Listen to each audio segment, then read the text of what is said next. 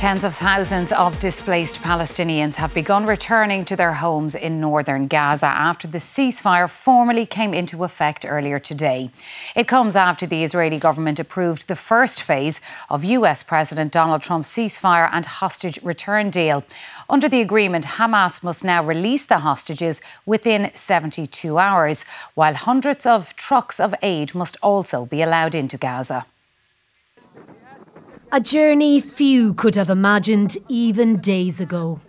Tens of thousands of Palestinians today travelling back home to the north. After the formal declaration of a ceasefire in Gaza. When they opened the road, I was so happy to go back to Gaza City. I didn't sleep all night as I waited for the news.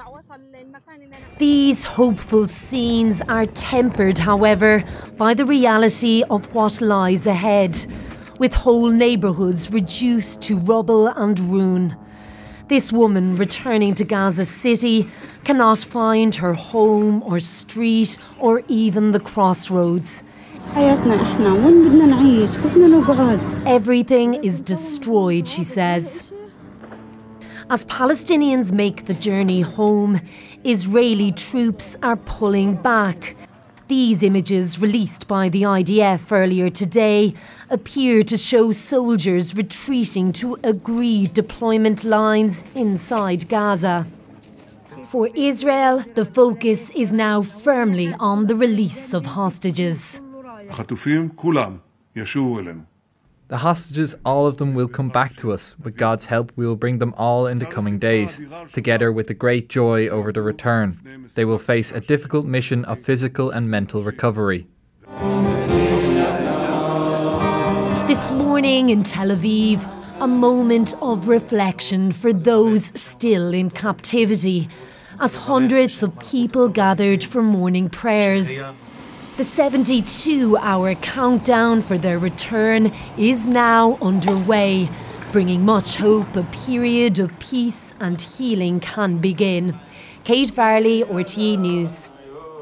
Our Washington correspondent Sean Whelan is standing by now. Sean, a lot has to happen over the next 72 hours, although so far things are going according to plan. And of course, Donald Trump due in the region this weekend also.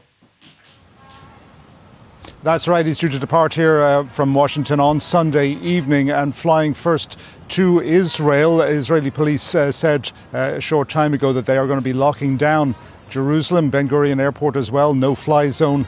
On Monday they're calling up all the police reserves and they're going to lock down the city area, as you'd expect of a US president visiting in any country. But that particular country at this particular time, of course, calls for additional security measures. He's then due to fly on to Egypt, to Sharm el-Sheikh, where the talks have been going on for a formal signing ceremony of this agreement on Gaza.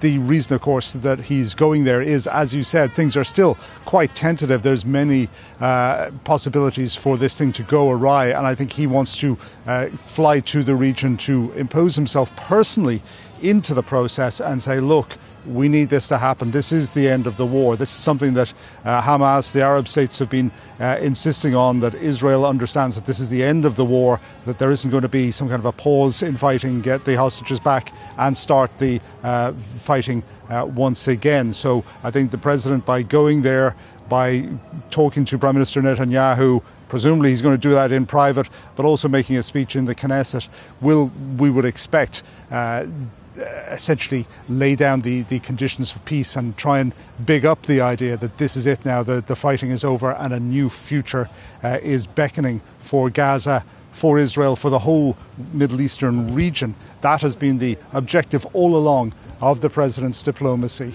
Sharon? Washington correspondent Sean Whelan, thank you for that.